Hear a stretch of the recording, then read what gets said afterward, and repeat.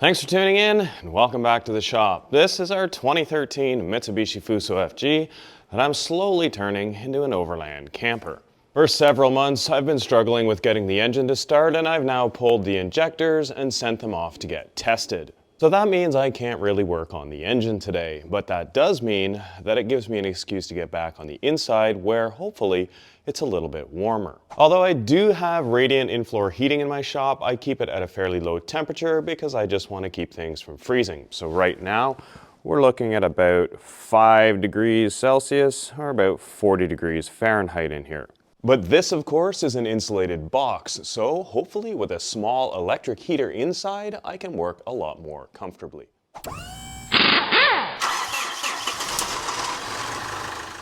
Now, it's been a little while since I've done any work on the inside of the truck.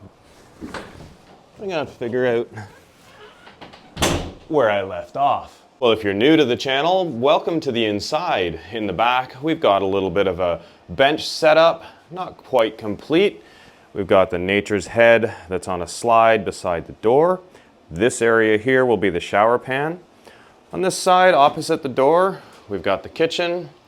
Got some overhead cabinets, the countertop and sink. And then over here, the fridge, 2 more benches, a raised floor with storage underneath, which is the same as the other end, and then our electrical system. And man, that little heater is making a big difference. How much difference? Well, let's take a look with the little thermal camera that I used when I was building the electrical system.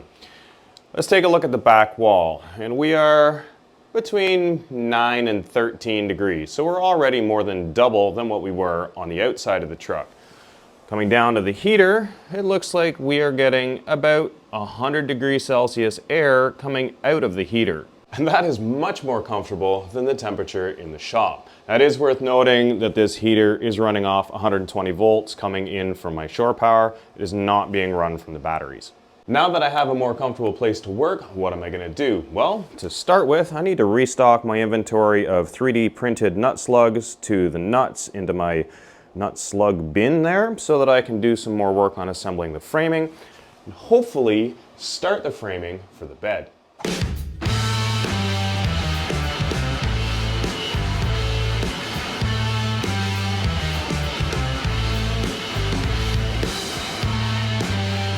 Well, and if you're wondering why I'm tossing away some of the black ones, it's nothing to do with the black or the white filament being better. I simply misjudged the amount of filament that I had left on the roll of black when I went to print, and the last couple layers on some of the pieces were missed, so they're not quite thick enough. Other than that, the black and the white ones are exactly the same. As it's been a while since I've done work in here, I've had some time to do some more designing and printing of new parts. So here we have some PETG carbon fiber corner gussets that will hold the bed frame together, along with inserts that go inside the extrusion to make it even stronger.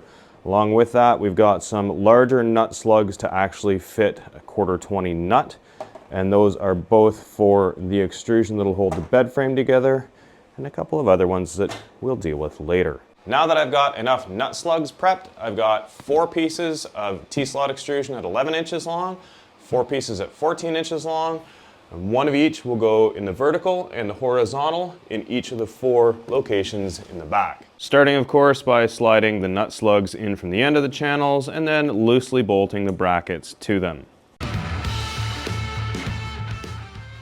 I'm using stainless steel socket head cap screws for all of the attachments to the T-slot. Links in the description if you're interested. I just realized I put half of these together wrong. The long ones are supposed to have a corner bracket opposite each other. The short ones are supposed to have one here and one out by 90 degrees. Luckily, they're not that hard to take apart.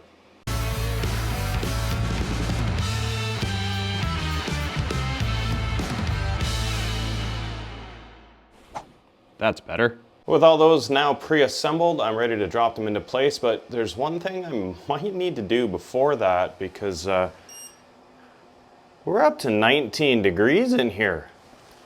I might have to shed a few layers. The reason for creating and using the nut slugs is to hold the nuts parallel to the surface of the T-slot and keep them in place on vertical sections, which makes assembly and any disassembly and reassembly much easier. They're snug enough to stay in place, but loose enough to slide them to where you want them to be. With those 4 loosely in place, it's time to put the horizontals in. I gotta turn the heat off first. It's a lot quieter in here now too.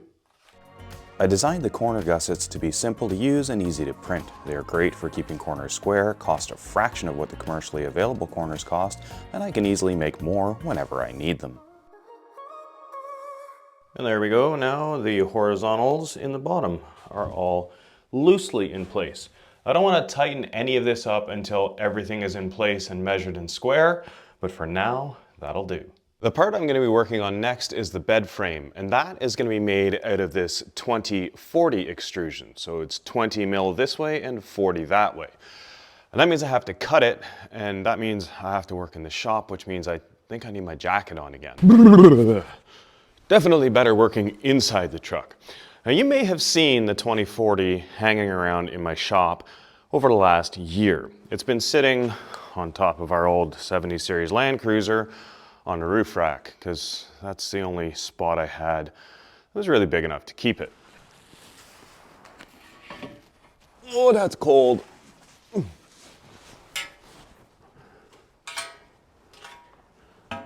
Now the space that we have on the inside in the back of the Fuso camper is just over 80 inches wide. It's actually about 81, and the length front to back is 64. That gives us about a ½ inch on each side for clearance of the width and a couple of inches front and back. And you may be wondering, why is clearance important around the bed? Well, even though in the front we have 2 bench seats, these are intended to be bench seats as well. So even though most of the time the bed will be down, we do have the ability in this design to lift the bed up to give us some extra seating. And of course, if the bed is going to be moving up and down, we have to have some sort of mechanism and track to keep it in the right place. And that is why we have a couple of extra inches in front and a couple of extra inches behind and nothing on the sides. So the next thing that I need to do is cut this extrusion to the right length and width to make the outer frame of the bed. And it just occurred to me, did I call that 2040? I believe it's 4080. This is going to be one of those measure twice, cut once scenarios. I have 2 of these pieces of extrusion left, and I have to cut each one into 2 pieces to make the 4 pieces for the perimeter of the bed, and I have no extra. Here we go.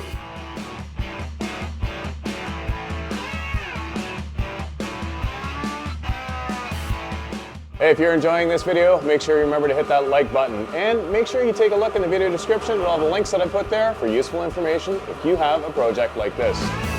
If you want to take the next step and help support this channel, go ahead and scan that QR code. Thanks. Well, I hope it's the right size.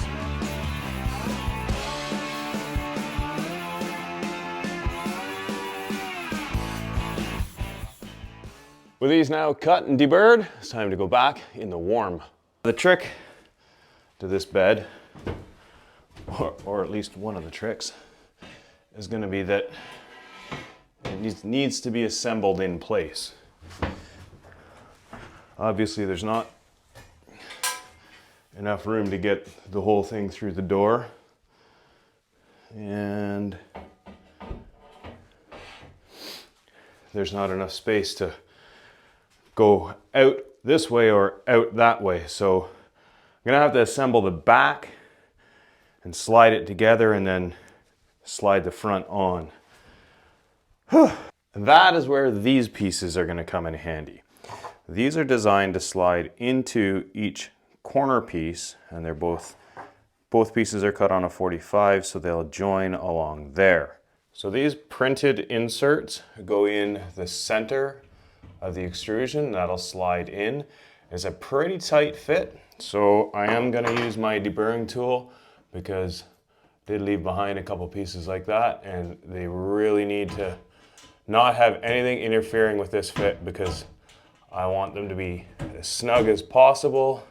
So I designed them to be a very tight fit so there's no room for wiggling. Great little tool. Link in the description, by the way, if you haven't already got one. If you do any kind of metalwork or woodwork or plastic, these things are great. So now we should be able to slide this in. It's Gonna take a bit of force, like I said. Might even need a hammer at the end. Did I bring my hammer? I did. All right, now that should be a perfect alignment with the piece that comes this way. Now that I've got all 4 corner inserts in, we can work to put the fore and aft side pieces in. Now, I'm not gonna force these in all the way with the hammer because I do still need to make the top corner pieces, which will actually go on the top and bottom where they join. So similar to the way I have it on the 1010, we'll do the same thing up here and on the underside. If you're watching this and wanting to make something similar out of T-slot, make sure you check the links in the video description. I'm slowly uploading the 3D models of these parts that I design, so for a few pennies, you can save yourself the design time and create these parts yourself, or maybe you have a friend with a 3D printer.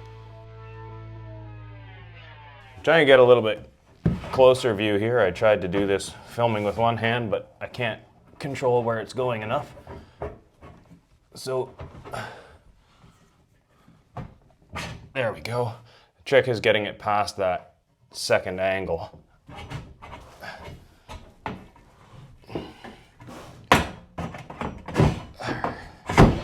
All right. Okay, that's got a good start. So far, so good. Getting a little more difficult to get in and out of here. Now,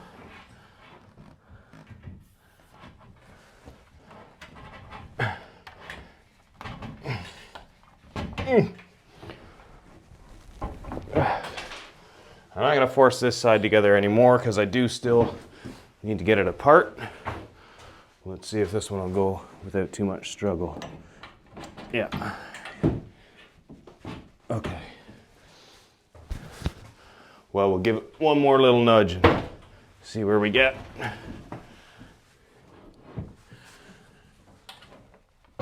Okay.